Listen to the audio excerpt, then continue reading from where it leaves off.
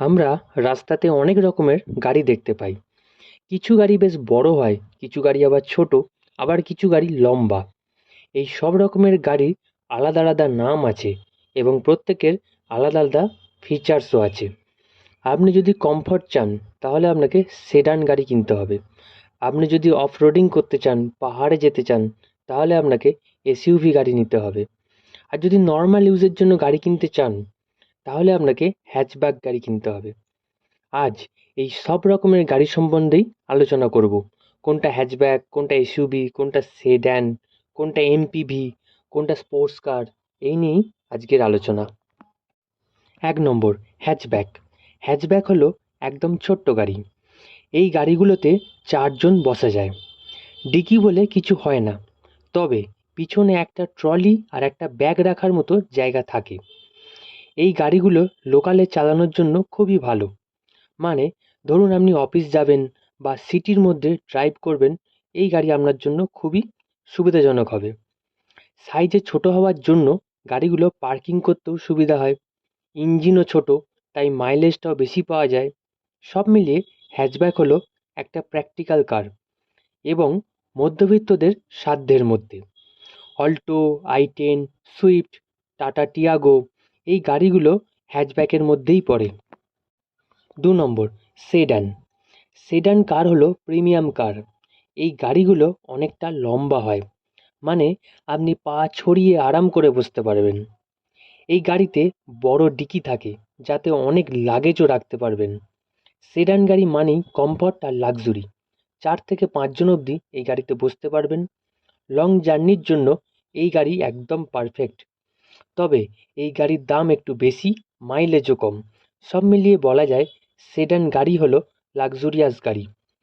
Verna, Honda City, Slavia, Ciaz, Toyota Camry, Corolla, এইসব গাড়ি sedan ক্লাসের মধ্যেই পড়ে। 3 নম্বর, এসইউভি।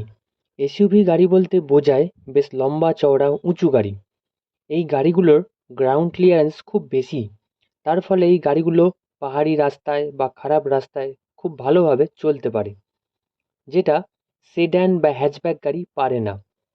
এসইউভি কথার অর্থ হলো স্পোর্টস ইউটিলিটি ভেহিকেল। কিছু কিছু এসইউভি 4 হুইল ড্রাইভ হয়, মানে যে গাড়ির 4টে চাকাই ঘোরে, যেমন টয়োটা ফরচুনার, ফোর্ড এন্ডিওভর। এই গাড়িগুলোর প্রপার এসইউভি। এসইউভিতে 7 জন লোক বসতে পারে। অ্যাডভেঞ্চার করতে চাইলে বা অফরোডিং করতে চাইলে এই গাড়ি best. Toyota Fortuner, Ford Endeavour, Tata Safari, XUV 500, XUV 700, Bolero, Neo, Scorpio, এই সব গাড়ি এসইউভির মধ্যেই পড়ে। 4 নম্বর, মিড সাইজ এসইউভি। বর্তমান বাজারে অনেক মিড সাইজ এসইউভি এসে গেছে, যেগুলো এসইউভির মতো দেখতে, তবে প্রপার এসইউভি নয়। যাদের এসইউভির শখ আছে কিন্তু কোনো কারণবশত কিনতে পারছেন না, তারা এই মিড সাইজ এসইউভি নিতে পারেন। একই রকম ফেসিলিটি পাবেন। মিড সাইজ এসইউভিগুলোতে 5 জন ভালোভাবে বসতে পারবেন।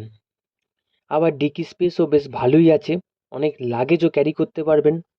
গ্রাউন্ড ক্লিয়ারেন্স বেশি হবার জন্য পাহাড়ি রাস্তায় বা খারাপ রাস্তায় এই গাড়ি ভালোভাবে চলতে পারে। Creta, Brezza, EcoSport, Harrier, Punch, XUV 300, এই সবই মিড সাইজ এসইউভির মধ্যেই পড়ে। 5 নম্বর, এমপিভি। এমপিভি হলো মাল্টিপারপাস ভেহিকেল।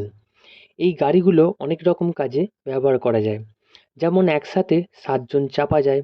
আবার পিছনের সিটটা ফোল্ড করে দিলে বড় লাগেজ স্পেস পাওয়া যায়। পিছনের দুটো সিট যদি ফোল্ড করে দেন, তাহলে 2 জন হাত পা ছড়িয়ে ভালো করে শুয়ে পড়তে পারবেন। এই গাড়িগুলো নিয়ে ক্যাম্পিং করতেও পারবেন।